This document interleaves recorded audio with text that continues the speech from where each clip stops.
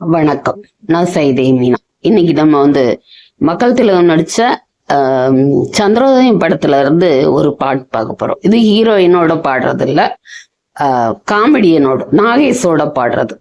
எம்ஜிஆர் படத்துல நாகேஷ் இருந்தா காமெடிக்கு ரொம்ப முக்கியத்துவம், அவருக்கு ரொம்ப முக்கியத்துவம் கொடுப்பாங்க நாகேஷ்க்கு. அது மாதிரி ஒரு ஹீரோ உட்கார்ந்து இருக்க காமெடின்னு ஒரு டான்ஸ் ஆடுறதுன்னா அது எம்ஜிஆர் படத்துலதான் அந்த அதிசயம் நடக்கும்.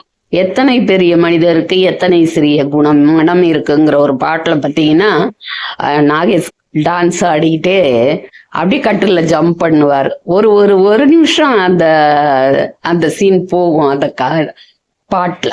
அப்படி எல்லாத்துக்குமே திறமைக்கும் முக்கியத்துவம் கொடுத்து வேடிக்கை பார்ப்பார் எம்ஜிஆர். ஸ்டண்ட் நடிகர்களுக்குன்னா ரொம்ப ரொம்ப முக்கியம் கொடுப்பாரு. ஏன்னா அவங்களுக்கு எதுவும் ஆயிடக்கூடாது அப்படிங்கிறதுக்காக ஸ்டண்ட் நடிகர்களுக்கு அது சண்டை காட்சிகள்ல அந்த மாஸ்டர் சொல்றதுக்கு முழு ஒத்துழைப்பு கொடுத்து ஜாக்கிரதையா செய்வாருன்னு சொல்லுவாங்க. அது மாதிரி அந்த ஷூட்டிங்ல அது கேமரா ஓடிக்கிட்டு இருக்கும் போதே ஏதாவது சின்னதா ஏதாவது ஒரு விஷயம் நடந்ததுன்னா அது அப்படியே கட் சொல்லாம அப்படியே அதை சரி பண்ற ஒரு விஷயத்தையும் நான் எம்ஜிஆர் கிட்ட பார்த்திருக்கேன். இதுல கூட அந்த மாதிரி இந்த பாட்டுல அந்த மாதிரி ஒரு செகண்ட்ல ஒண்ணு வரும். அது என்னன்னு நீங்களே கண்டுபிடிங்க, சரிங்களா? இந்த படத்துலதான் புத்தன் ஏசு காந்தி பிறந்தது பூமியில் எதற்காக அந்த பாட்டு இருக்கு. அப்புறம் எம்ஜிஆருக்கு சீர்காழி கோவிந்தராஜன் நிறைய பாட்டு பாடியிருக்கார். சபாஷ் மாப்பிள்ளைங்கிற படத்துல 6 பாட்டுக்கும் சீர்காழி கோவிந்தராஜன் பாடியிருக்கார். இந்த சந்திரோதயம் படத்துல இந்த குறிப்பிட்ட பாட்டு பாத்தீங்கன்னா எம்ஜிஆருக்கு டிஎம்எஸும் நாகேஷுக்கு சீர்காழியும் பாடியிருப்பாங்க. பாட்டு பாப்போமா? காசிக்கு போகும் சந்நியாசி உன் குடும்பம் என்னாகும் நீ யோசி. கங்கைக்கு போகும் பரதேசி நீ நேற்று வரையிலும் சுகவாசி. காசிக்கு போகும் சந்நியாசி உன் குடும்பம் என்னாகும் நீ யோசி. பட்டது போதும் பெண்ணாலே, பட்டது போதும் பெண்ணாலே இதை பட்டினத்தாரும் சொன்னாரே. சுட்டது போதும் சிவ சிவ சிவனே சிவனே, சுட்டது போதும் சொல்லாலே நான் சுகப்படவில்லை அவளாலே.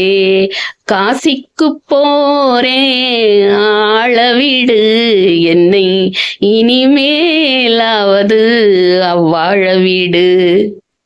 ஆதரவான வார்த்தையை பேசி அருமை மிகுந்த மனைவியை நேசி. அன்பெனும் பாடத்தை அவளிடம் வாசி.